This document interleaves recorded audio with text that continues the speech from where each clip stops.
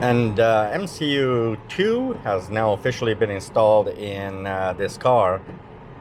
And that's kind of going to be the topic of today. I'm going to try and keep it nice and short.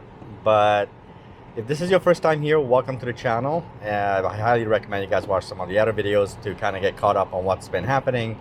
If it's not, then you guys know exactly what's been happening. Basically, a quick little rundown. I've had this my Model S, late 2017, 100D for about 3 years now, and during that whole time, I've experienced numerous issues with MCU1 to the point where I decided that that's it. I can't wait for Tesla to try and keep kind of running around the whole idea of, well, they're just not going to fix it.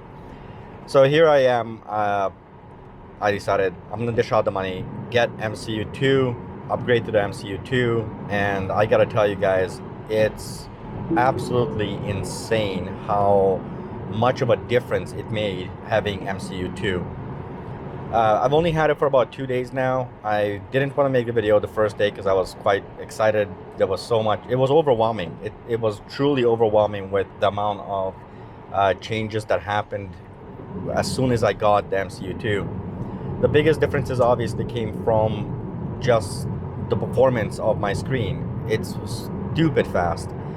And it brings me back to that mentality of how amazing this car is. That being said, I've never had a problem with the car. The car has been always just spectacular in every way.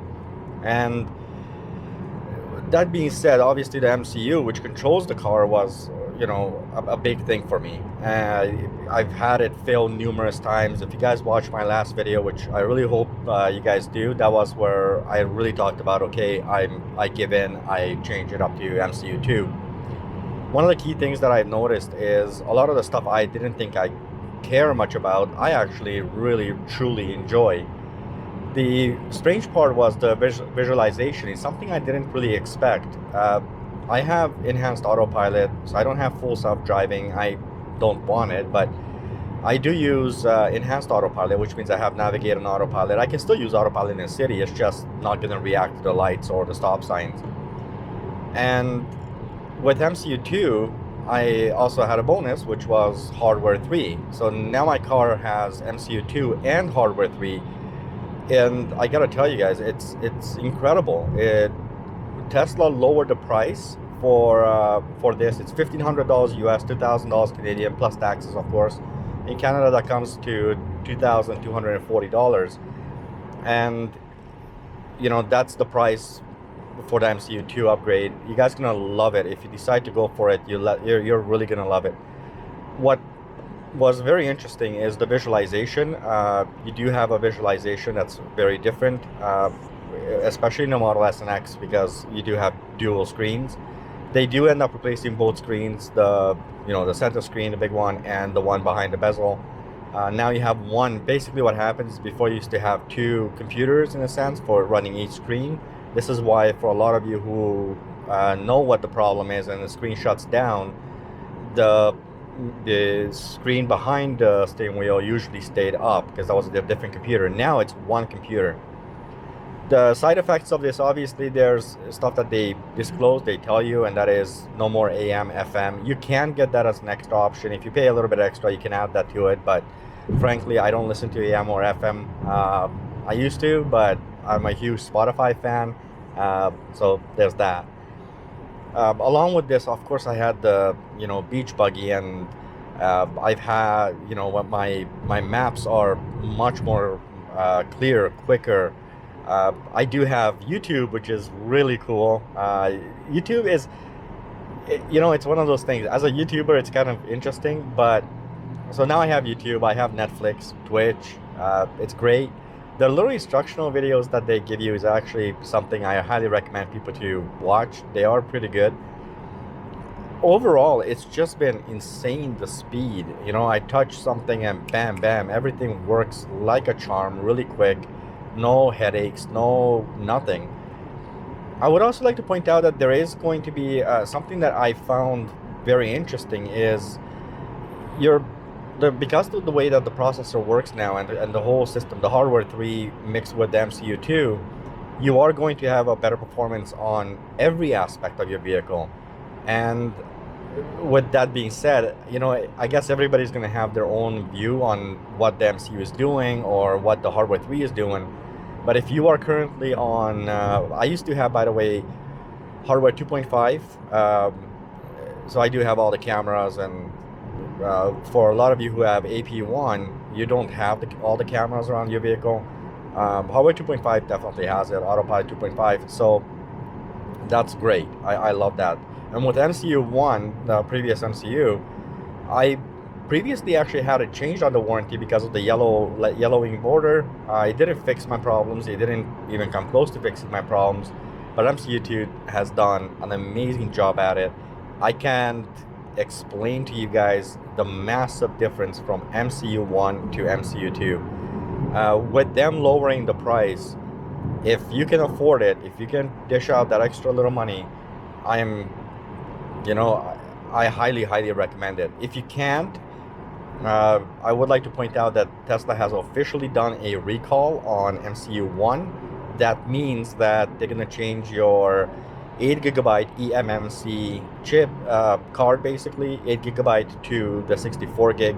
It should help you recover the vehicle faster. So when your screen goes down, it should help you restart it faster. It should also boost your performance a tiny bit. That will be covered on the warranty. From the sources that I have, it seems like that's going to take a little while because they don't really have all those chips ready to go, and so it's going to take a little while for that to come in effect. More than likely, you had an email come through that from Tesla saying that there is an official recall now. I believe there's a point there where they say pretty much don't call the service center, they'll call you. It's kind of one of those don't call me, I'll call you scenario. It's whenever they're ready for your car.